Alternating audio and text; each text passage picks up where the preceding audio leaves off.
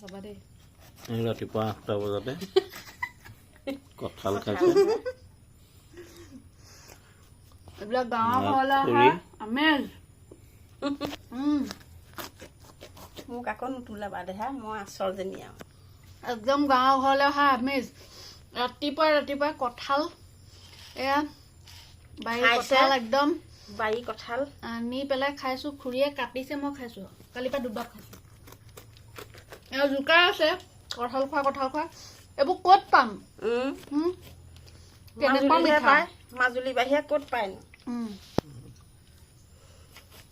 আমাৰ ইয়াত ভতিজা লোৱা ভতিজা বোৱাৰী বোৱাৰীবোৰে কঁঠাল কাটি দিছো খাইছে